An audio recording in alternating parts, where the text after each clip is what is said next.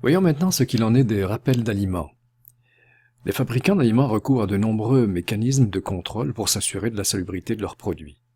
Toutefois, pour maintes raisons, il arrive qu'un produit soit mis sur le marché alors qu'il n'est pas salubre ou conforme aux lois et règlements. Dans ces circonstances, le produit doit être enlevé du marché. Ce processus est appelé rappel.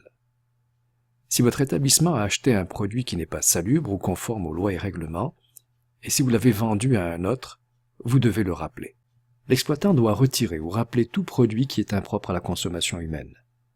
Tout produit qui est altéré de manière à être impropre à la consommation humaine, ou tout produit dont l'innocuité n'est pas assurée ou qui présente une absence d'information sur l'emballage ou une information ne permettant pas une consommation sécuritaire.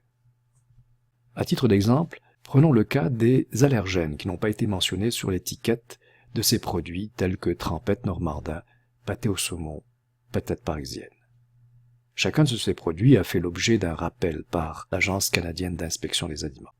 Chaque rappel est caractérisé par le type de danger biologique, chimique ou physique, la probabilité qui est susceptible de se produire, et enfin le dommage, que ce soit une toxi-infection, une allergie ou autre situation pouvant entraîner une dangerosité pour le consommateur. L'Agence canadienne d'inspection et le MAPAC nous encouragent à établir un plan de rappel. Les questions que l'on doit se poser sont: si nous devions enlever un produit du marché, serions-nous capables de le faire? Pourrions-nous enlever un produit du marché rapidement? Pourrions-nous enlever un produit du marché de façon efficace et de façon précise?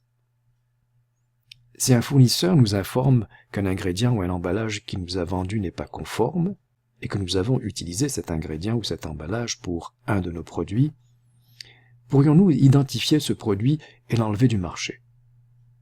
Le mot-clé reste la traçabilité. Chacun des rappels a une classification bien précise.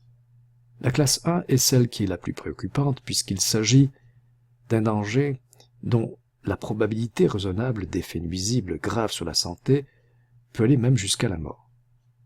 La classe 2 est en lien avec une probabilité faible d'effets nuisibles et graves, et d'effets nuisibles temporaires.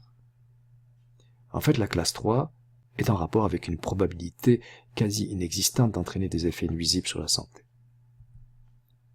À titre d'exemple, le rappel de cette vinaigrette, chez laquelle a été détectée la présence de moisissures, correspond à un rappel de classe 3, élément microbiologique détecté et non nocif.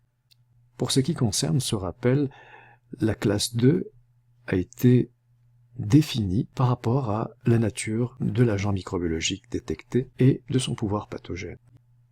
Ici, le rappel de Longa-Neufray a été fait en raison de la présence non déclarée de sulfite, qui est un agent d'intolérance digestive qui figure parmi les allergènes prioritaires au Québec. L'Agence canadienne a donc considéré ce produit comme étant particulièrement dangereux pour toutes les personnes qui seraient allergiques au sulfite. Ce rappel est donc classé classe 1. Le rappel d'aliments est une action planifiée.